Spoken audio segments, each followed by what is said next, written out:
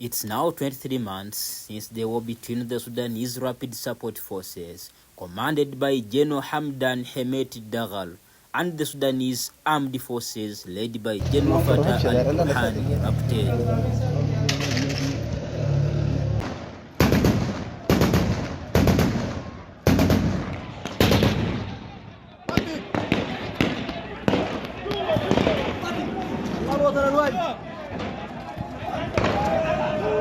What started as power struggle has turned into a devastating conflict, destroying cities like Khartoum, Darfur, and Omdurman.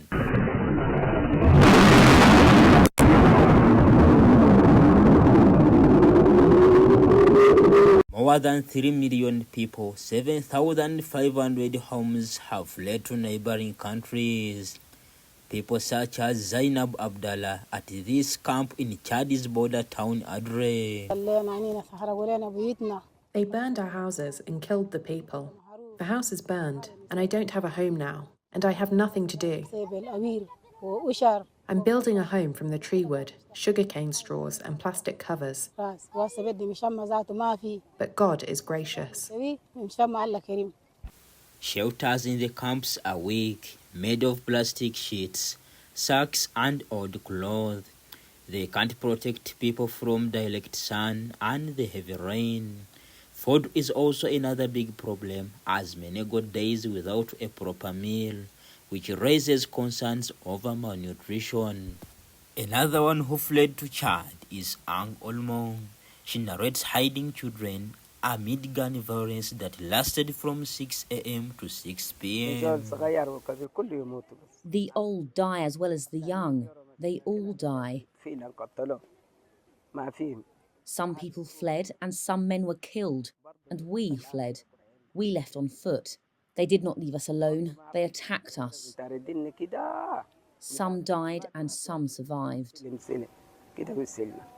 In October 2024, fighting intensified in the Blue and White Nile rivers, leading to displacement of more than 1,000 people, including Muhammad Al-Wad and his family, who fled to Tuti Island, but he describes life to remain the same. There is no good food, and there's a lot of diseases. There is no sleep, no safety. Even if you want to cook at home, you don't have the money to cover the costs of food. We used to depend on charity kitchens, but they closed. We had nothing to eat. Charity kitchens have been forced to shut down due to lack of funding, and experts warn that the island is among 14 places across Sudan at the risk of famine. In Geneva, the UN High Commission for Human Rights Volker Turk describes the situation as heartbreaking. And you must stop this senseless violence now. In spite of successive ceasefires, and they keep making these arrangements, we see that they get observed in their breach almost within hours after these arrangements are signed.